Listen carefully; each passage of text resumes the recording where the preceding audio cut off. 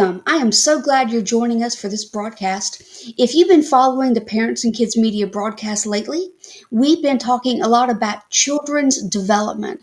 And so today we have a developmental optometrist, and she will be spending some time explaining to us what that is. To recap, I'm Gretchen Cook of Parents and Kids Magazine, and we are so glad you're here at the broadcast. And let me introduce Dr. Megan Lott. Megan, welcome. Now, you're a developmental optometrist, and this is interesting because that wasn't your initial career path. And I understand that it was an experience with your own child that helped you find this passion. So, introduce yourself and tell me that story. I think our viewers really want to know what leads you to be so passionate about developmental optometry. Absolutely, Gretchen. Optometry is something I'm passionate about. It's something I've always been passionate about, but you're right. A few years ago, that even elevated. So what happened is I met a wonderful guy, and he almost did not even ask me out because he had a history of an eye turn. And he thought, I'm not going to date an optometrist with this history of an eye turn. And come to find out, he had had 3 surgeries to correct this crossed eye. And whenever you have surgery, it's really more of just a cosmetic enhancement, not function is not really the goal in that. And we had our first child, and around 6, 7 months of age, I started seeing an eye drift inward from time to time. And I knew I didn't really want to go down the path of surgery. When you have your own child, you look at things a little bit differently. And I had seen how that went with my husband. So I knew I wanted to exhaust all means possible. And Dr. W.C. Maples, he was a world-renowned developmental optometrist and had retired and moved back to his home state of Mississippi. And I called him up and I said, can you offer me some advice? Can you look at my child? Kind of tell me if there's anything I can do. I didn't think anything really would be possible on a 9-month-old. And he offered me advice and suggestions on how to do therapy on a 9-month-old infant. And I did. I followed his suggestions. And after about 2 months, his eyes were straight and I didn't notice an eye turn anymore. And my eyes were then opened to the possibility of vision therapy and what it could do not only for my child, or had done for my child at that point, but all of the other children. And no one in Mississippi at that time was really doing vision therapy. And I knew it was a great, great need in Mississippi that was just unmet. And I couldn't deny the fact that I felt like that was my calling and I needed to step up and change the way I thought about vision and eye care and open up an office here in Mississippi. That is a really amazing story, and I'm so glad he asked you out anyway. So that all the played out. Tell me a little bit exactly what is vision therapy. I'm thinking like sit-ups for the eyes. Well, you wouldn't be too far off. So a misconception with vision therapy, and particularly even an eye turn. So we'll just talk about an eye turn, even though we do a lot more than that. It's not a weak muscle. Many people think, well, one of the muscles must be weak, which is causing an eye to drift in. And that's not it. It's actually the way that the brain and the eyes are communicating. Vision happens in the brain, not in the eyes, which is totally mind blowing. But the eyes just capture the light and then send those the light impulses to the brain, and then the brain has to figure out how to make sense of that. And so what vision therapy does is it's really working on the brain. It's working on those neurological pathways between the eyes and the brain, how the brain is perceiving, how the brain is moving the eyes from point A to point B. And so it's like any other therapy, kind of like speech therapy would be. When you hear a child that exhibits a speech problem, it's typically not a problem with the tongue or the lips per se, but putting it together and using it properly. The same thing with eyes. They're just not able to use their eyes properly, or they're not able to decipher the information that their eyes are sending to the brain. So, vision therapy is really working on eye brain communication. That is a really unique insight. I'm the older generation who's always heard of lazy eye, Uh huh. which makes you think of the muscle connection. Mm-hmm. And so, eye brain interaction, that's really, like you said, kind of mind blowing. Now, on Uh-huh. your website, I saw several references to something called Beyond 2020. Yeah. 2020 is not just the year we're in, it's also a statement about visual acuity. So, what does Beyond 2020 actually mean? So I have probably never disliked 2020 more than I do right now. So I already did not have a fondness for 2020 because everyone thinks that 2020 means perfect vision. Well, 2020 is a measurement of eyesight, just a measurement of clarity. That's it. Whenever you or I or a child is reading, they are using over a dozen different visual skills. Clarity is important, but it's only one of those skills. And so, whenever you go have your eyes checked or you're having a screener, they ask you to cover up an eye and read a chart at the end of the hallway, which is good. It's going to detect children that are nearsighted, meaning they can't see far away. But in a classroom, where is most of the work done? Or even as an adult, where is most of your work done during your 8-hour workday? Well, it's done up close. You're either reading, writing, computer. So everything is done at that near point, and that's typically not checked adequately or thoroughly during most exams. Mm. You also don't cover up one eye whenever you're reading. You're using two eyes together, hopefully, which is binocularity. And that's something else that comes into a factor. That's actually a big one that's tied to ADD type behaviors. Because if the two eyes aren't pointing to the same place at the same time and the brain's getting a mismatch in signals, well, then you're probably just going to zone out and start kind of drifting off or daydream. So beyond 2020 means we're looking at more than just eyesight. That is important. I hope that every patient can get to 2020. If they can't, I don't lose hope because I know that there are other skills that they need, such as the fusing that we were talking about, focusing, being able to see near to distance and back and forth clearly, tracking, being able to use smooth eye movements like reading across a page, and then quick eye movements to pick up the next line of text there. And then the visual perceptual. So, what's actually going on in the brain? When a child is looking at something, and I break vision down into two parts, the functional skills, which are those that I just spoke about, getting the information to the brain, and then the visual processing or visual perceptual. Now that it's in the brain, what are you going to do with it? Can you tell the difference between a B and a D or a P and a Q? Can you tell the difference in colors or shapes, words or sentences, an addition sign or a multiplication sign? They're the same thing. One's just at an angle, depending on how you look at it. So that is now how your brain's processing information. So when I say beyond 2020, I'm looking at the whole gamut, not just the eyesight.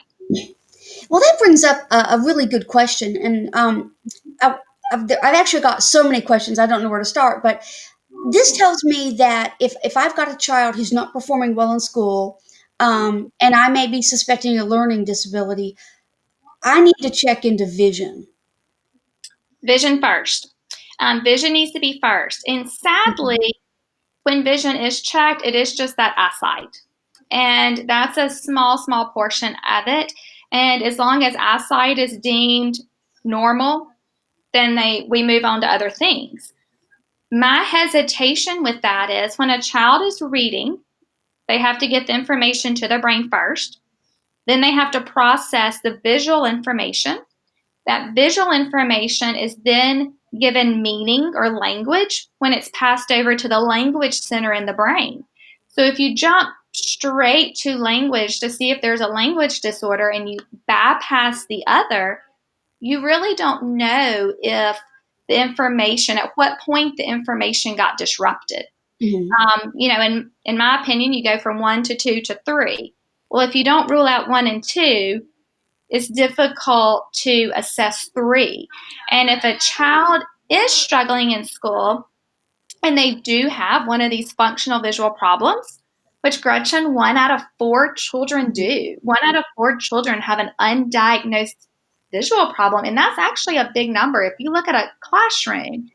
But if you bring in additional help for these children and you haven't addressed those visual deficits, a child will never reach their full potential. They may improve, you may see great strides, but if they're still lacking on their vision, they're Mm-hmm. never going to reach their full potential. In a classroom, 80% of learning is vision. So, with your 5 senses, vision is by far your dominant sense. There are varying studies, varying statistics, but it is estimated about 60 to 70% of your brain and your neural pathways are dedicated to vision. And that's a lot. That is. So if this portion of your life's operation is subpar, that's going to affect every element of your life going forward. Yes.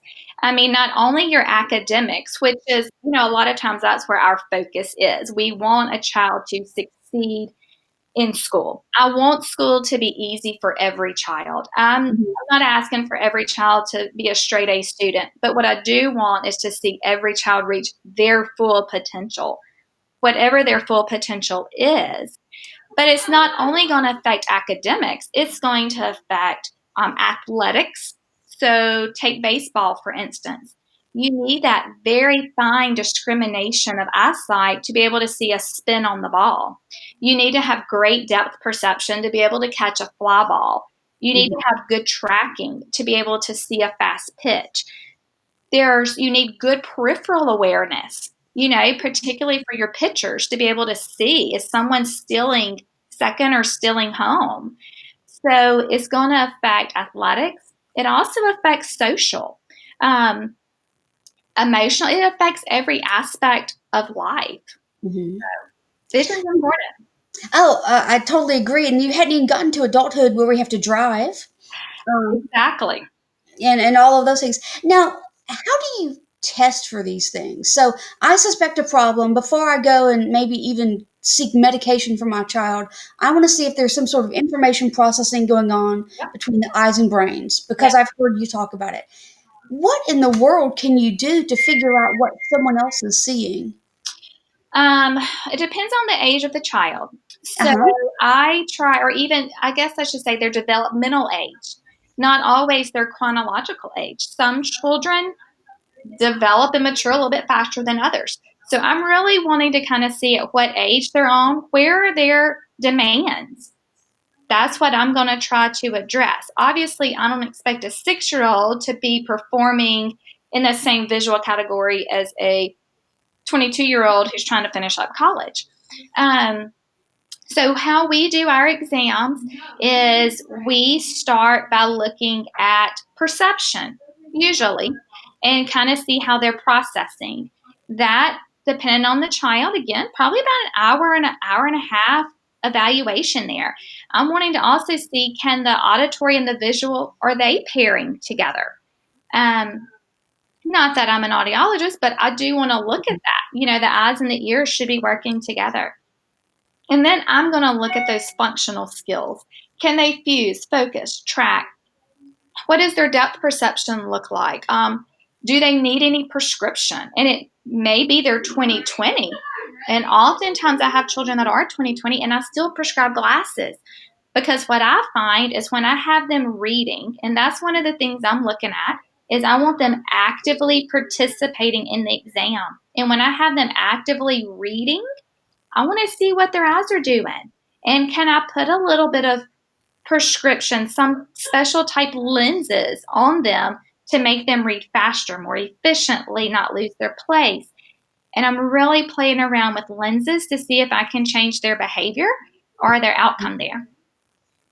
Oh my goodness, this makes me want to ask, do you only treat children? Absolutely no, absolutely.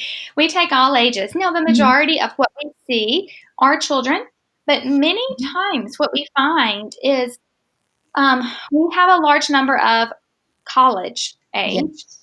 And what we find is they did great all the way through elementary and high school, and school might not have been that demanding.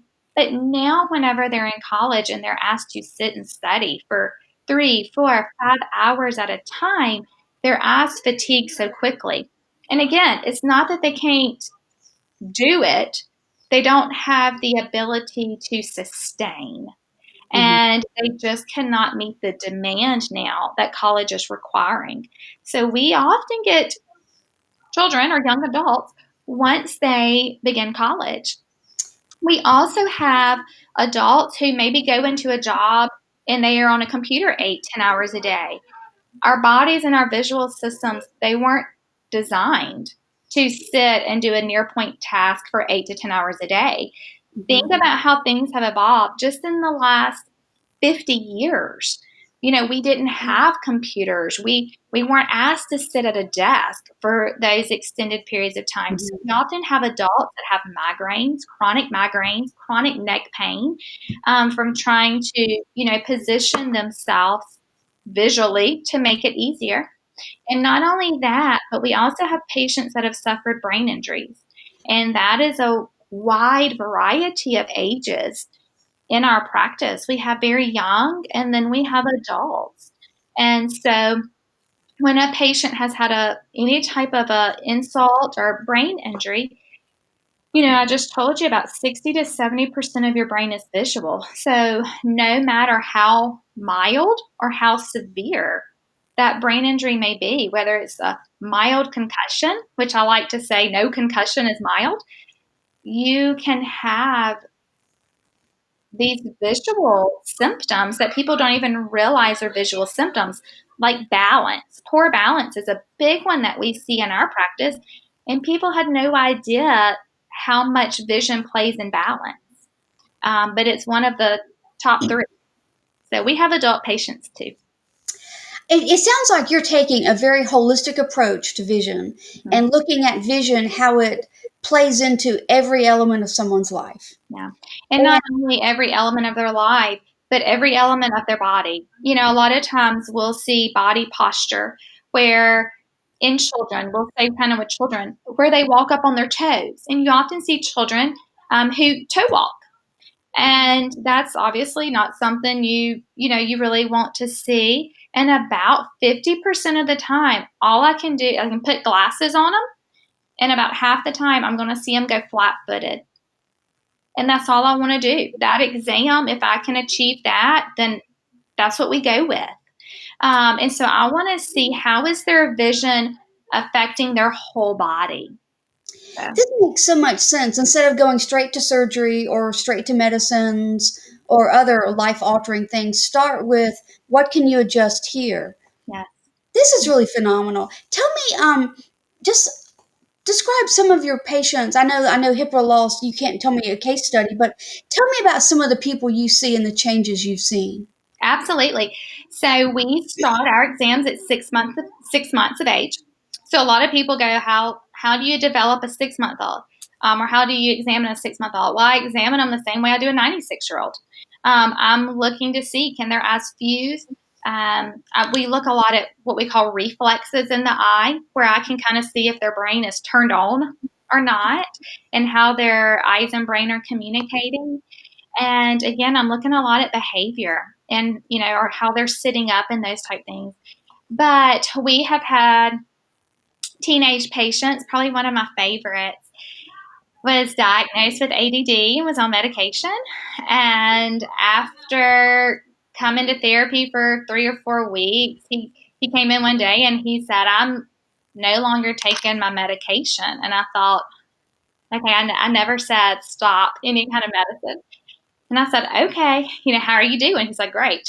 Well, after a couple of months, about 3 months of therapy, I did a reevaluation and his numbers were through the roof. I mean, he was doing excellent. And I said, well, tell me, are you back on your ADD medication? And he said, no. He said, and I'm happier than I've ever been in my life. And that right there that was all I needed, to make me feel like, all right, we're where we need to be with this kid. He was happy. Mom was happy. I was happy. It was great. I've had a young adult who I noticed when he came into the office. So my exam starts when a patient walks in the front door. It doesn't start when I walk into the room to evaluate them. Many times I'm standing back and I watch how they enter the office. And this particular patient came in, kind of leaned to one side, and I asked the caretaker who had brought him in, the parent, about that, and the response was, well, he's had scoliosis his whole life. We've traveled all over for scoliosis. I said, okay. I put some special lenses that we use in our office on him, and this patient immediately went upright. He was no longer leaning. And the caregiver immediately looked at me and said, what in the world have you done? We've tried for years, to get this patient upright. And your vision is so powerful, it guides the rest of your body. So if your vision is out of line, the motor movements are going to follow suit. You're going to follow what you see. And if things are off, well, then you're going to adjust your body to that. So it's a lot of fun, Gretchen. It's a lot of fun. That's an incredible story, and that says so much. Now, listen, I know you provided us with a couple of graphics. Walk us through those. Absolutely. One was I can't call the name straight. It was the IQ Vision. Okay, are we going to do the checklist first or the reading? Yeah, let's talk about the checklist. You use that to analyze patients and evaluate them as they come in? Yes. Okay. Let's talk me through that. So if I'm a new patient coming in, talk me through what this would mean. Okay, the vision and learning checklist has been around for a while, and it has gone through multiple studies to kind of get down from all of these areas that vision can negatively affect on your quality of life down to the 19 most common. So it is a quick 19-item checklist. A parent, a child can complete it in probably under 2 minutes. Mm-hmm. And you can quickly identify which children are having difficulties, where it may be one of these functional or visual perceptual issues that we're talking about today. You have it where it is listed from never, which would be 0 points, all the way up to always, which would be 4 points in each one of those categories. You take your cumulative number, you add up your whole score to a cumulative score, and if it is 20 or higher, you can almost guarantee that child has visual issues that are holding them back. And the higher the number, obviously, the much more likely or the more severity that it's holding that child back. That checklist can be found on our website, as well as on our website, we have an interactive version of it if you don't want to download it. When you first log on to BellevueSEC.com, it's a pop-up window, and a parent can just go through there very quickly and identify if they think their child may possibly have a vision problem. Okay, let's recap that. That's your web address is www.bellevue and then SEC for specialtyeyecare.com. Yes. I like it when they make sense. So BellevueSEC.com. Mm-hmm. Okay, that makes a lot of sense. Now tell us about the other graphic. It was a reading. It almost looked like a homework paper to me. Yeah. So that is actually a really neat instrument that we have in our office. And we can do a lot of different things with that instrument. But one thing that I really like to do is I like to see where a child, what are their eyes doing whenever they're reading? That's not something that you can easily see. And whenever we do this test, I particularly like to go a few grade levels below. And the reason being is because I want to truly look at their eye movements. I don't want phonics or difficult vocabulary to really play a factor. Mhm. So if they are reading something that I feel like they should easily be able to read, we do this little test. And it gives us a report called a reading IQ. And what it does is we calibrate the instrument or the computer for the child. And it is looking as they are reading, it is tracking their eye movement. So I'm able to see the pattern of where the child is going from word to word. I'm able to see how many times they regress. I'm able to see if they skip words. How long do they stay on a word per fixation? So a good reader really isn't going to read every word. Whenever you read, you kind of read in chunks or Mhm. phrases. And so the lower the fixations, the better the reader. The higher the fixations, the poorer the reader. So I'm looking at how many times they fixate, how many milliseconds, how long are they sitting on each word, how many times do they go backwards, how many times do they lose their place, what is their reading rate. I'm able to see all of these things. So if I examine a child, and this very rarely happens, but let's say their eye movements, they look pretty good. But then I put them on this reading IQ, and I'm able to see that once now they're thinking and they're having to put language with the eye movements, they may completely fall apart. And then we're able to see where that disconnect is. That is just amazing. Mhm. Okay, now this you do. You have an office in Hattiesburg, Mississippi, We do. and also one in Jackson and Highland Village, where you are today. Yes. Yeah. So you go between the two cities, offering services to patients in both markets. Yes. So currently, all of our evaluations are done in Hattiesburg.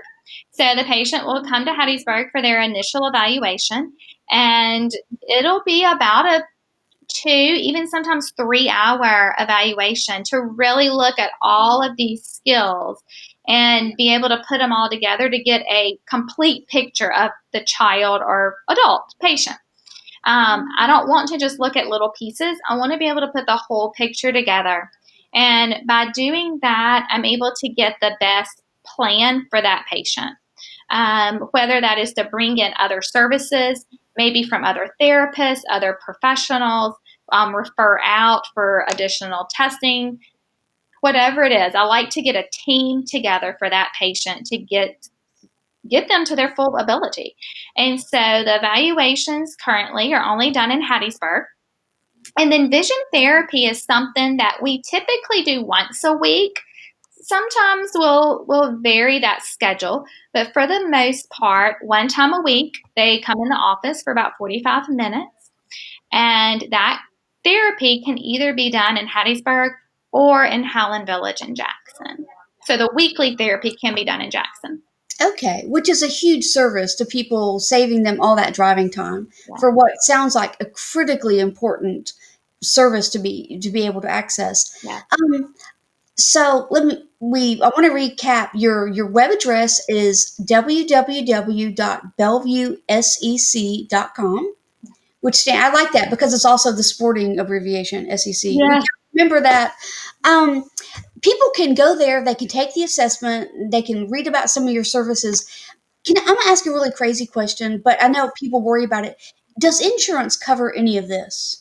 Occasionally, they will cover some. However, it's actually kind of rare. The reason being is because insurance really is just concerned about the health of the eye. And 99% of our patients, their eyes are extremely healthy. That's not an issue. Wow. They don't have a medical condition or an ocular disease that's affecting this. It is the communication between the eyes and the brain. So many times it is ruled as more of a learning disorder, not a visual disorder, which we know that vision happens in the brain, not in the eyes. And so, with insurance viewing it that way, many times they won't cover the services. Oh my goodness, I hate that when it's so tempting for parents to turn to like the cosmetic surgery route or the medication route when here's something that with a little bit more investment of time and energy could really be life changing. We have a lot of patients actually in our practice that have had eye surgery for a eye turn, and many times they've had multiple eye surgeries. And then as they get to be a teenager or an adult and they realize it's turning again, I don't want my fourth, fifth, sixth surgery. There's a reason. There's a reason why this hasn't worked. And I want to get to the bottom of it. And so we have a good number of patients in our practice that have had an eye surgery and they really just don't want to do it again because they realize that functionally they don't have depth perception. That is so interesting. It sounds like you just have a love for children and a love for this mind brain eye connection. It's It so much fun, Gretchen. Your work sounds fascinating. Is there anything else you'd like to add? I know I can tell you, and I could probably talk for 2 or 3 more hours. Is there anything else you'd like to add? And we want to recap that you are in Hattiesburg and Highland Village, but what are your final parting comments? If you do not feel that your child is reaching their full potential, regardless of what you think the cause may be. So many times we have parents complete the checklist and they'll say, well, they do this because they have ADD. Well, they do this because they're dyslexic. Well, they do this because XYZ. Just complete the checklist honestly, because many times what you're going to find is there's a better chance that it's vision that's holding your child back than maybe anything else. And if you will just look at the checklist, I wish the checklist is something that every school, every pediatrician, anybody, a child completes just to rule this out early. We can see a child at any age and we can make a difference at any age. But obviously, the quicker, the sooner, the younger you can get a child before, particularly, they reach that about third grade. Third grade is when you kind of make the switch from whenever you go from reading to learn to learning, or I'm sorry, learning to read, reading to learn. And you really want to get them before that point. You want to get those eye movements good. You want to get the eye teaming good. You want to get all of this stuff working before they have to make that switch. Now they're reading, they're trying to comprehend it, they're making sense of it. And then obviously in Mississippi, we have the third grade reading gate. And so that's always kind of a stressor for these kids. So really getting them up to performance by that Mhm. third grade. I wish everybody could complete the checklist. And like I said, they can download it and print it off on our website. They can have an interactive checklist. It's right on our homepage. And if they want to learn more, I have a webinar also on our homepage that goes through each one of the aspects of vision. And it really breaks that checklist down even further into what you may see in your child. Megan, this information I think will be life changing for some of our audience. Oh, it will be. Thank you for spending this busy morning with us to explain this. And viewers, I urge you to share this link with your family and friends. You're going to know someone who has a problem here that they don't even realize. But after listening to Dr. Megan Lott, they will see some of the keys points she's made and go and take that vision checklist, which is free on the website. Um, Absolutely. Ashley, thank you for joining us. Viewers, thank you for sharing your time with us. And Megan, I just wish you well, and I can't wait to hear more success stories in the future. Thank you so much, Gretchen. Thank you for having me today. You're welcome.